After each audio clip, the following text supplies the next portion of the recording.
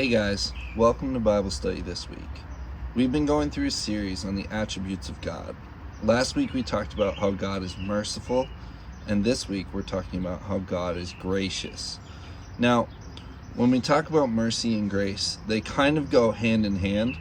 Mercy, as we defined last week, is God's love put into action in relieving someone of suffering or misery, and then grace is God's love put into action in relieving and giving someone what they do not deserve. So in some circumstances, when you're reading through the Bible and stuff, you may see instances where grace and mercy are mentioned in the same verse, and that's because they're two sides to the same coin.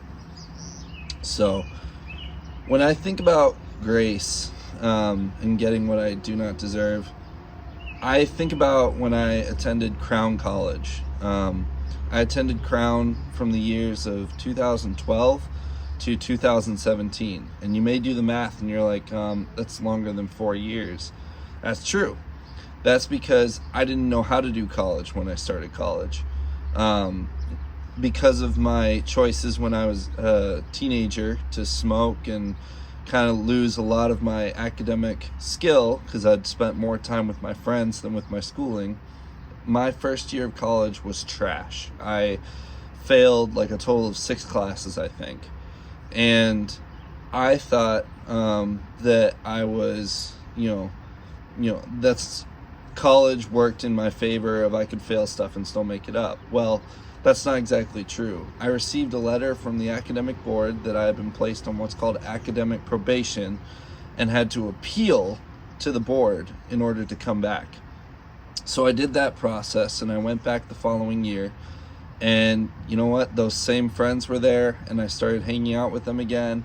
We were staying up late. We were getting into all sorts of crazy stuff and things. And then we ended up coming to the end of the year. And once again, I had not made up the classes I was supposed to. And I received another letter that basically put me on what's called academic suspension, which is where you're not technically kicked out, but you can't come back for a full semester. And so I was like, crap, what do I do now? And they're like, well, you can appeal to come back in the fall. So I did the appeal process again, and it ended up going through, and I received the opportunity to go back, but I could not receive financial aid because they weren't going to put money into a student who was failing. And so I remember I had to find $18,000 to go back to school. And my dad suggested, well, why don't we call your grandmother? My grandmother had a very wealthy husband who was successful in Ford Motor Company. And he put in some work to build up some finances. And after he passed away, that all passed to my grandma. So I called her up and explained the situation to her. And she said, are you really going to try this time? Are you really going to put forth the effort you were originally putting forth? And I said, yes. She said, okay, put your father on. I'll write you a check. Just like that, I went from having no financial aid to having my full semester paid for. And I was in utter shock. I really was. And that was the push I needed to get my grades up and graduate. So you're maybe thinking, where's the grace in all this? Well, there's actually a few instances.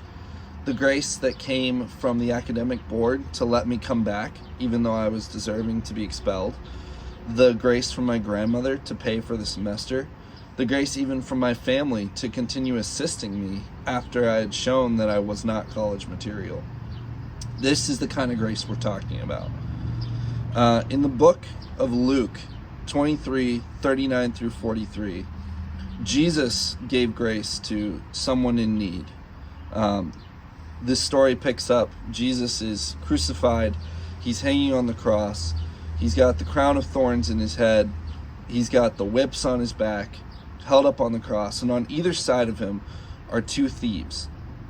And he says to these thieves say to him, it picks up in verse 39, one of the criminals who hung there hurled insults at him.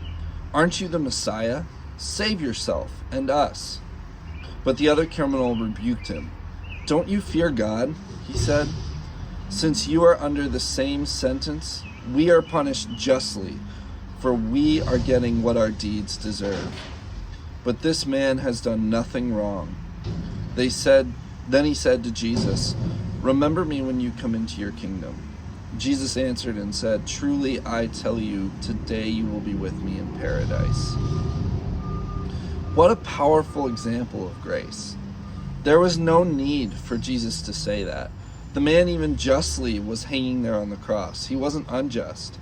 But Jesus chose to show grace to this man and give him an opportunity to enter into the kingdom of God in his last moments. So, the challenge this week is to take this example of what Jesus did and find a way to show someone grace this week.